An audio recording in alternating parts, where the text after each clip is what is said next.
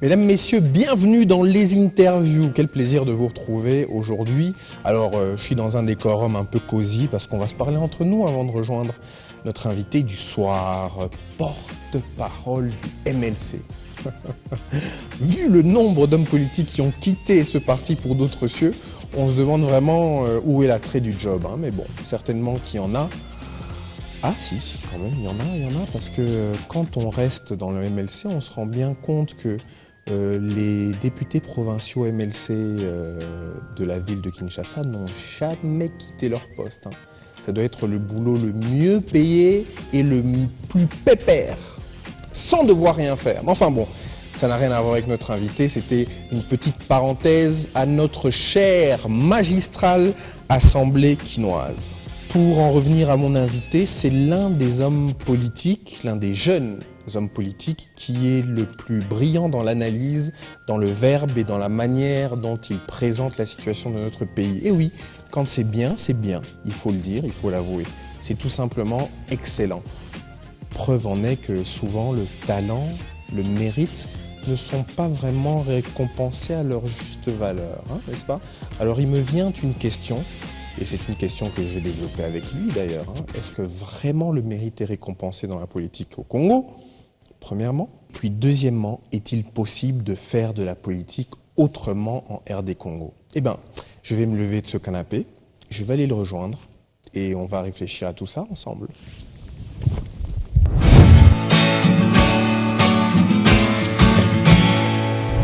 Jean-Jacques Mamba, j'ai dit lors de mon portrait qui me sert de préambule que vous faisiez de la politique autrement. Est-ce que c'est possible de faire de la politique autrement en RDC?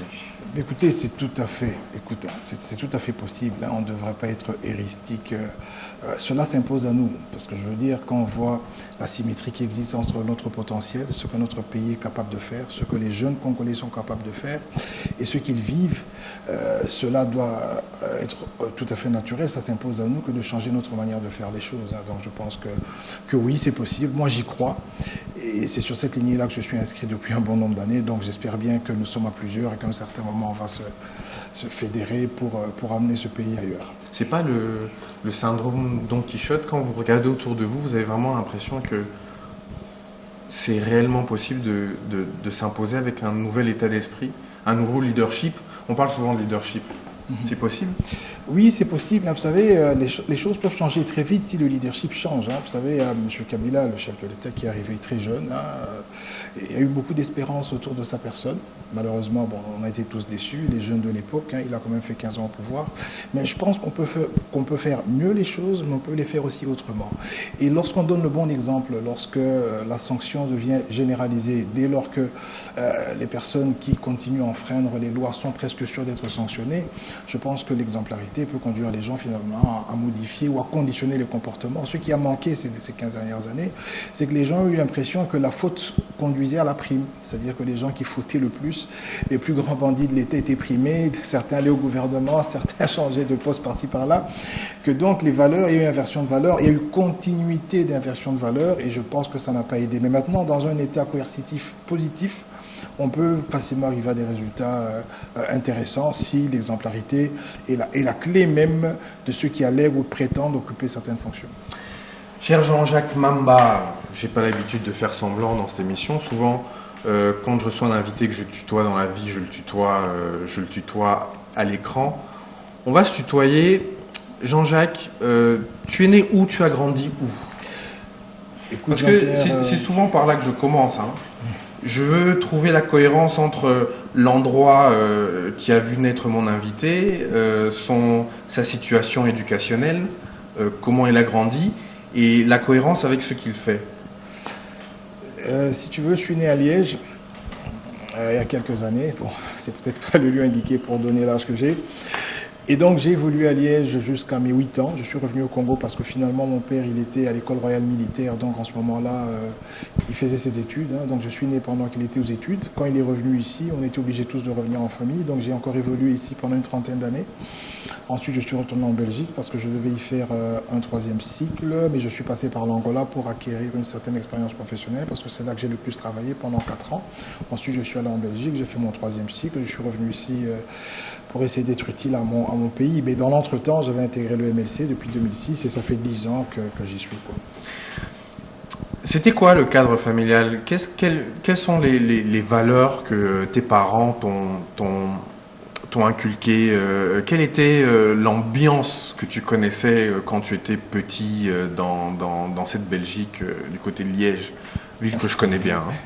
Écoutez, j'ai grandi dans une culture assez élitiste. Donc j'ai eu un père qui chaque fois me disait que je n'avais pas mieux à faire que de faire plus que lui. Il me disait, tu sais, si je meurs aujourd'hui et que tu veux vraiment me rendre hommage, tu dois faire plus que ce que j'ai fait. Donc je pense qu'à ce niveau-là, si je ne pars que du point de vue des études, j'ai rempli son vœu, paix à son âme. Et puis j'avais une mère qui était très élitiste, qui a fait l'ISAM, qui a fait l'université à Liège. Elle était couturière, mais elle nous a tous conduits sur le chemin de l'université. Donc on est nés à 3, on a tous fini. Et, ils sont morts tous les deux malheureusement, mais je pense que là où ils sont, ils ont été fiers de ce que leurs enfants, notamment moi-même, avons accompli jusque-là.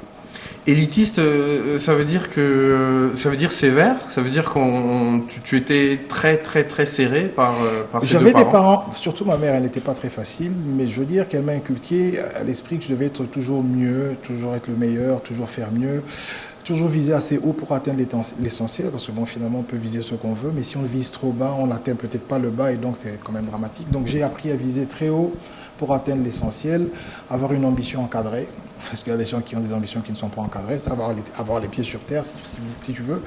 Et donc l'élitisme, pour moi, c'est de dire que bon, voilà, on a été éduqué avec la culture que on doit faire partie des bonnes gens. On doit faire partie des gens desquels on parle positivement. C'est-à-dire on doit être des exemples pour la société, on doit être utile pour les gens. Et je pense que tous ceux de ma famille qui ont connu mes parents savent qu'on a été éduqués dans cette optique. Tu es né à Liège, tu as donc effectué le début de ta vie en Belgique. Tu reviens au Congo à 8 ans. C'est un choc. C'est bon, déjà un choc thermique peut-être. Quel rapport ou c'est quoi l'arrivée, l'état d'esprit de ton arrivée dans ton pays d'origine finalement? Tu vois, je suis arrivé, c'est en 83, je suis arrivé à Matete. Donc c'était le jour et la nuit, quoi. Donc je m'y perdais un peu. Mais j'ai commencé à m'y faire parce que bon, il y avait de l'espace en Belgique et tout ça, toutes les maisons et les appartements, il n'y a pas d'espace. Donc je pouvais courir, je pouvais voir des gens et ainsi de suite. J'étais assez enfermé quand on grandissait. Mais j'ai pris du temps pour m'adapter. Je sais qu'à l'école primaire, j'étais très turbulent et que donc la liberté d'esprit que j'avais ou avec laquelle j'avais grandi posait problème à l'école. Et je me rappelle à l'époque, la seule solution qu'on avait trouvée, c'est de me placer comme commandant général de l'école pour que je sois exemplaire, parce que je dérangeais tellement. Donc en fait, tu avais peut-être l'entre-gens occidental, mais tu n'avais pas la discipline en fait. Non, mais parce que quand j'étais... on est moins serré là-bas. Je me rappelle, j'avais un professeur qui s'appelait Jamar, bon, peut-être qu'il suivra cette émission. Dès qu'il disait un truc et je sais que c'était pas bon, ben je me levais, je disais, monsieur, ça on le dit pas. Et donc, à l'époque, c'était des chicottes. À l'époque du Zaïre, les enfants, c'est 40 lattes, c'est 20 lattes. Il y avait des punitions de ce style-là. Et donc, comme il n'y avait pas de fenêtre, eh ben, je sautais par la fenêtre. Et le prof a demandé de démissionner parce que je dérangeais tout le temps le cours. Bon, quand il faisait des petites fautes en français, j'étais très sensible. Et donc, voilà, c'était pas évident de m'adapter jusqu'à ce que j'ai atteint l'âge de 12-13 ans, après avoir eu mon certificat d'école primaire, comme on disait à l'époque. Et puis, bon, j'ai essayé de grandir, m'adaptant, en gardant un minimum de la culture que j'ai acquise à ma naissance, on va dire comme ça, et en faisant un bon mélange avec ce que j'avais trouvé ici. Donc c'est un peu un métissage, quoi. Mais est-ce que tu as un souvenir du moment où tu arrives de Liège et que tu débarques à Matete? Tu étais content? Tu étais heureux? Ça a été un choc difficile à encaisser? Non, même C'était pas. Quoi j'ai ta posé sensation plus de 1000 questions entre l'aéroport et Matete parce que j'étais émerveillé par ce que je voyais. J'étais étonné de voir des enfants qui étaient torse nus, des gens qui jouaient au ballon, au foot pieds nus. J'étais étonné de voir des gens avec des marmites sur la tête, des gens vendent du pain comme ça. En fait, je posais des questions parce que je comprenais rien. Je me trouvais dans un autre monde. Mais il faut aussi dire que ma famille était modeste. Donc finalement, c'était devenu mon train-train quotidien, c'est-à-dire entre mes 8 ans, 10, 15, 20 ans. c'est ce que j'ai vécu, donc je m'y suis fait et j'ai compris que c'est comme ça à Kinshasa. Alors, tu repars en Belgique des années plus tard, par l'Angola? Non, Oui, j'étais en Angola, je vais à Bruxelles, ouais. Ouais. Tu vas en Angola, là, qu'est-ce que tu vas faire en Angola exactement? Mais en Angola, si tu as le droit de le dire. Oui, bien sûr. J'étais porté j'avais un projet professionnel, donc je me suis retrouvé administrateur d'une organisation non gouvernementale. Et dans mes temps perdus, j'enseignais le français. Et bon, voilà, donc j'ai pu gagner ma vie là-bas pendant 4 ans. J'ai appris le portugais. Il y avait une culture, c'est un pays quand même agréable, formidable, hein, surtout à Luanda. Il y a une côte de 18 km en pleine ville. J'ai vraiment aimé ce milieu-là. Mais à un certain moment, parce que je devais à mon père de faire ce 3e cycle parce qu'il n'avait fait que la licence, j'ai décidé de tout quitter pour aller faire ce 3e cycle. Je l'ai fait à l'ULB. Et donc, voilà, je veux dire, les choses se sont passées un peu, pas comme je les voulais, mais à l'époque, quand j'avais fini, il n'y avait pas de boulot. Et le seul débouché que j'avais pu trouver pour ma carrière professionnelle, c'était d'aller en Angola, dont là, il y avait de l'espace, et j'ai fait mes preuves. Alors, après ces différents cycles d'études, je dis différents parce que moi, j'en ai fait tellement peu que ça me paraît toujours assez long. Non, j'étais vraiment, franchement, j'étais un cancre magnifique. Okay. Après ces différents cycles, tu reviens au Congo. Quand est-ce que la fibre, l'envie de faire de la politique te vient? Est-ce que c'est quelque chose qui a toujours été présent ou c'est venu après, avec les études? Quand est-ce que tu te dis, je vais faire de la politique et qu'est-ce qui t'amène à être porte-parole de ce parti? Mais écoute, tu sais, je veux dire, c'est pas anodin. Je veux dire que depuis l'école primaire, je t'ai dit que j'étais commandant général de l'école. J'ai fait l'UPC, donc aux humanités, j'ai fini, j'ai fait l'UPC, donc là j'étais président des étudiants. Après, il y a eu une association des universités privées. J'étais aussi président de cette association à l'époque de l'entrée de musée. Je veux dire que je me suis souvent affilié aux causes qui sont générales aux causes des autres. Et lorsque je suis parti faire mon 3e cycle, je ne l'ai pas choisi par hasard. J'ai pris un 3e cycle, un DEA, si tu veux, qui parlait des enjeux de l'Afrique subsaharienne. Parce que je savais que dans notre pays, il y a des gros problèmes. Donc j'ai fait des différentes études en sociologie, en psychologie, en économie et tout ça. Et ce DEA, au fait, décortiquait toutes ces questions et apportait des solutions. Donc c'est pour cela que j'étais porté vers ce DEA. Et donc après l'avoir fini, je devais prendre un choix. Je devais faire un choix, excuse-moi. Et là, à ce moment-là, de tous les partis qu'il y avait, le MLC, après avoir lu la charte, m'intéressait. Donc j'ai intégré le MLC en 2006, j'ai eu ma carte. Mais j'étais resté là, donc je ne suis pas venu ici pour les élections et consorts. Et puis j'ai commencé à évoluer dans le parti sans position comme cadre, hein, donc comme simplement. Et puis je suis revenu ici. Ce n'est qu'en 2000, si je ne m'abuse, 2012-2013, j'avais des bons rapports avec M. Thomas Louaka qui nous a quittés, hein, qui a créé le MLCL. Il me proposera d'être secrétaire national en charge de l'idéologie et de la formation.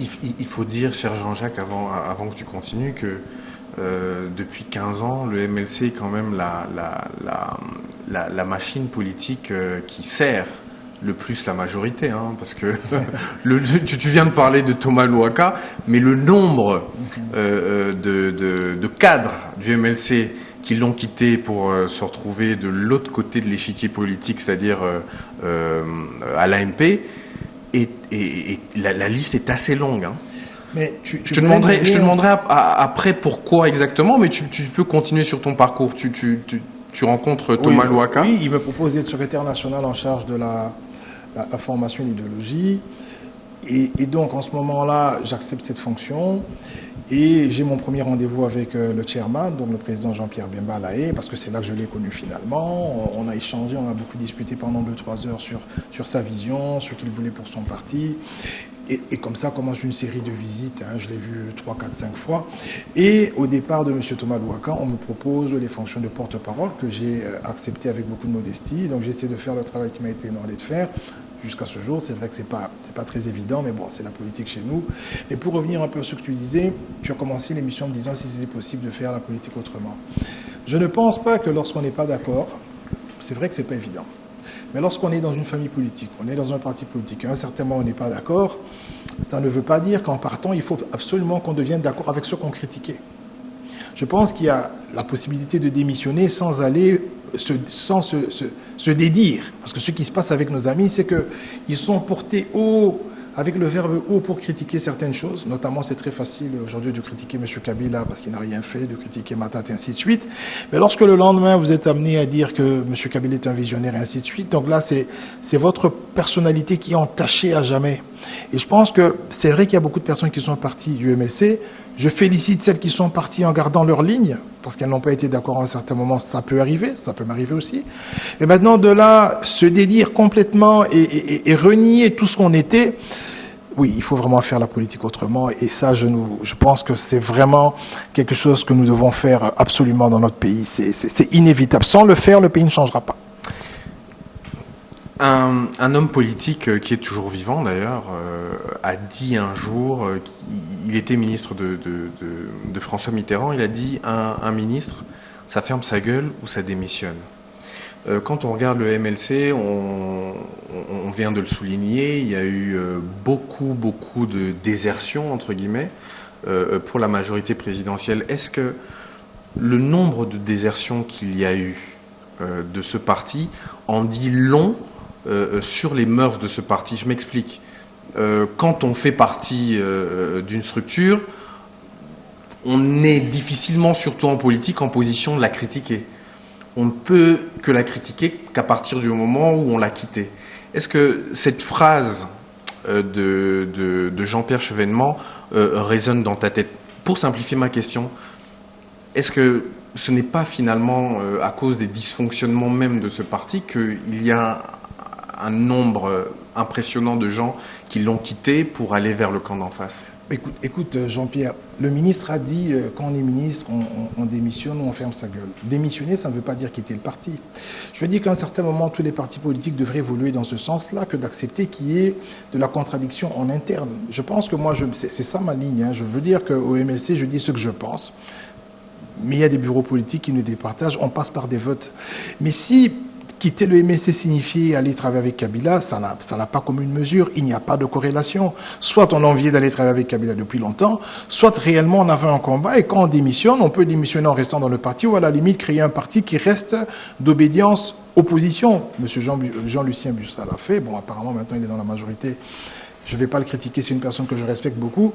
Mais je veux dire qu'il faut que nous arrivions à amener nos partis à accepter la contradiction en interne. Ça veut dire je ne suis pas d'accord, je suis minorisé, mais je reste.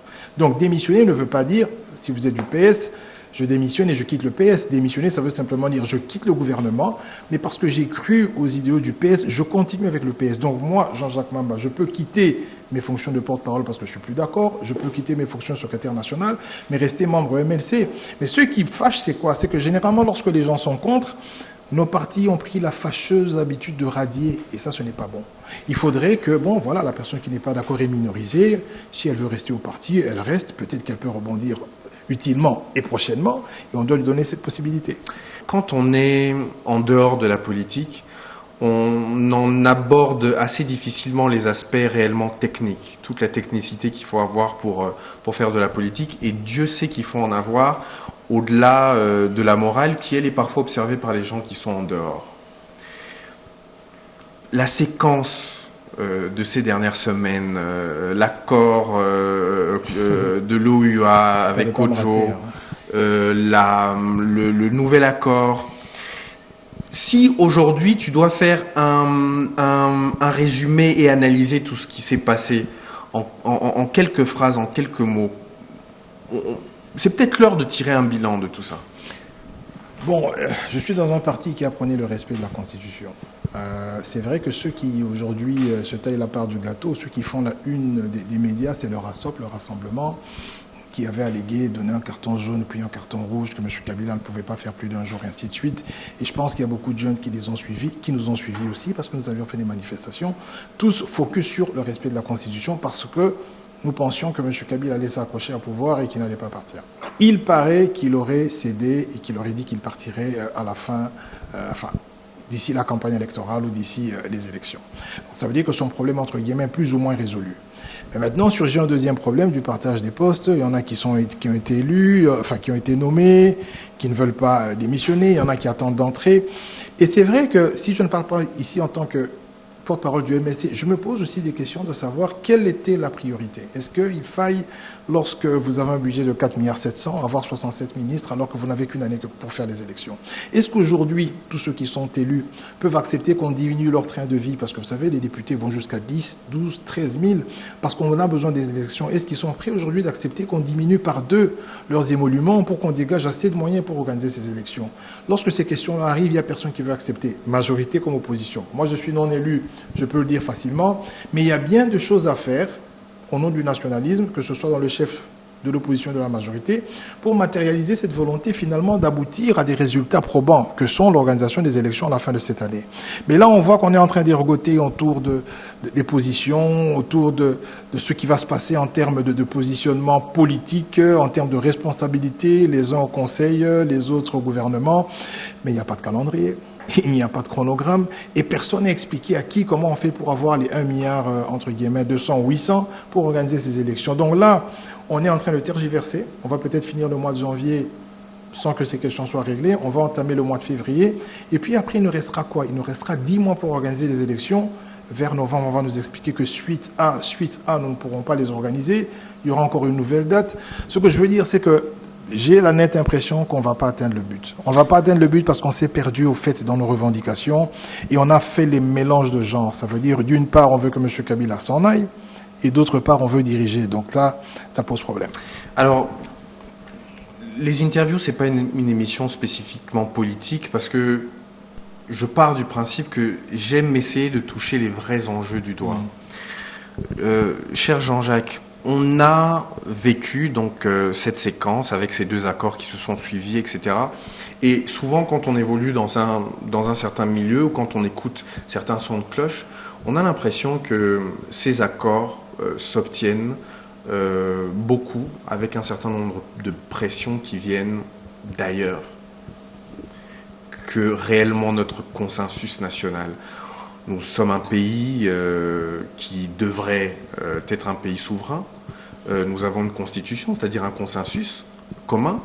Nous avons des intérêts entre Matadi et Goma qui sont censés être les mêmes, en tout cas dans leur grande majorité.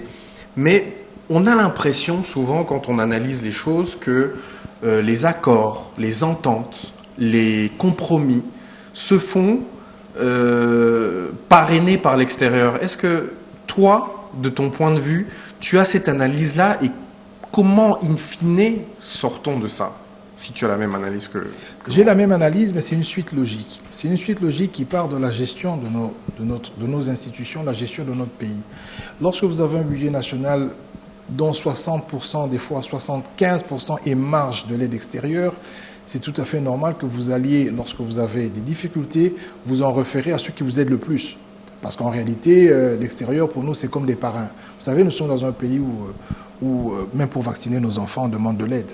Donc je veux dire qu'à un certain moment, ce que vous observez, ou ce que moi j'observe, ou ce que toi tu observes, est une suite logique de la manière dont nous gérons. La souveraineté, c'est pas un slogan. La souveraineté, c'est aussi assumer les différentes responsabilités régaliennes auxquelles on fait face lorsque on a des responsabilités. Par exemple, en tant que chef de l'État, en tant que chef du gouvernement. Donc, dès lors qu'il y a une faille dans l'exécution de ces tâches régaliennes et que vous n'arrivez pas à mener un pays aussi riche que le nôtre à une autosuffisance, ne serait-ce qu'alimentaire, parce que tu as appris dernièrement, il n'y a plus de devises, on importe presque 80 à 90% de ce qu'on consomme.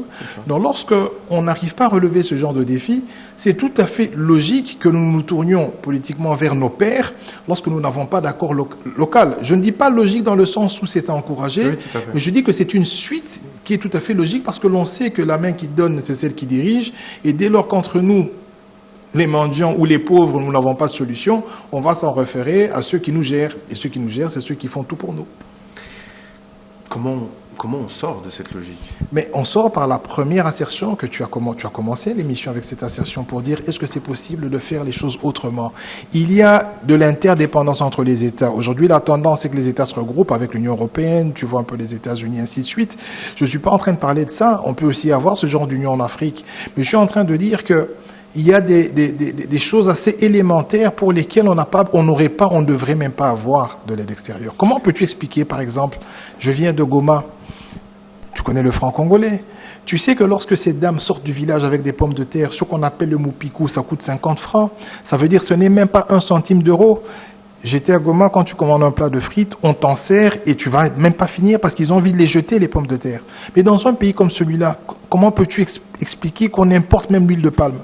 Ça veut dire que nous avons la possibilité de faire toutes les cultures, hein, c'est-à-dire les cultures tropicales comme les cultures occidentales. Mais nous sommes encore au stade d'importer le maïs. Il y a un gros problème. Quel est le budget qui est alloué, par exemple, au ministère de l'Agriculture? C'est moins de 2%. Donc comment veux-tu, malgré qu'il y a des projets fallacieux du genre Bukanga Alonso, comment veux-tu, ne serait-ce que se départir en termes d'autosuffisance alimentaire, dès lors qu'on n'est même pas capable d'organiser le manger pour tous? Ça devrait commencer par là. Mais alors, pour terminer, parce qu'on arrive bientôt à la fin, ça passe extrêmement vite. Pour terminer cet échange, cher Jean-Jacques, le changement de paradigme, non seulement par rapport à la gestion de l'État, mais aussi par rapport aux relations nord-sud, des relations qui résolument ne sont pas win-win aujourd'hui. Est-ce que tu penses qu'on va l'atteindre de notre vivant? Il y a par exemple ces derniers jours un certain nombre d'associations qui ont organisé des, comment on appelle ça, des conférences contre le franc CFA à Paris, avec Kémy Séba, etc. Est-ce que tu penses que sous une influence panafricaine, une prise de conscience panafricaine, de notre vivant, on va connaître ce switch, on va connaître cette évolution? Je suis de nature très optimiste, Jean-Pierre, mais je vais te donner l'exemple de la Chine. Tu sais, aujourd'hui, c'est la deuxième économie mondiale. Ouais, deuxième économie mondiale. Ils ont fait un travail de ouf. Ils ont importé la technologie, ils ont travaillé, ils ont exonéré, ils ont attiré toutes les multinationales. Il nous faut juste du sérieux, au fait. Moi, je crois en ça. Il suffit qu'on ait un leadership responsable et visionnaire, avec un minimum de sérieux. On peut atteindre ce genre d'objectif. Mais maintenant, si ça continue avec des Oumela, des Yebela, des politiciens qui existent simplement parce qu'ils veulent défendre la Constitution. À l'époque, c'était parce qu'ils insultaient Mobutu. Aujourd'hui, dès que vous parlez de la Constitution, vous construisez une respectabilité. Il ne suffit que de ça pour être politicien. C'est vrai qu'on n'est pas sorti de l'auberge, mais je reste optimiste et je pense que ça ira. Est-ce que tu penses que notre population est prête à cette évolution, est prête à regarder ces hommes politiques autrement? C'est un problème de leadership, simplement. Tu sais, je me rappelle, parce que je te dis très rapidement, aujourd'hui, je ne supporte pas que les lampes restent allumées pendant la journée, mais personne ne m'a frappé, j'ai pas été à l'école pour ça. J'ai juste vu les factures d'électricité en Belgique, j'ai vu le huissier toquer à ma porte, j'ai vu ce qu'il a fait par la suite, et puis paf, j'ai été conditionné. Je veux dire que dans ce pays, il suffit qu'on conditionne les gens, que l'État soit là non seulement pour conditionner, pour sanctionner, mais qu'il soit aussi là pour aider, parce qu'ici, il n'y a pas de prestation sociale. Donc si on réussit ces deux objectifs de conditionnement, de sanction et de la prise en charge sociale de nos populations, on va y arriver très, très, très, très vite. On termine sur une note positive alors. On va y arriver très, très vite. Ah, bien sûr. Cher Jean-Jacques, merci beaucoup d'avoir passé ce moment. La préparation était longue, mais le moment fut court. Hein. Tu as vu comment Oui, ça passe très vite. Et puis, on n'a pas fait de la politique, on a parlé. Cher Jean-Jacques, merci d'être passé me voir ici à Les Interviews. Quant à nous, on se retrouve bien entendu la semaine prochaine. Et puis, toutes les personnes avec qui vous avez l'habitude de me retrouver le vendredi dans On est ensemble, Les Interviews, vous le retrouvez la semaine prochaine avec un nouvel invité qui sera quelqu'un de la maison. Jean-Jacques, mille merci d'être passé me voir, pour ta patience aussi. Okay. Bye bye, à la semaine prochaine.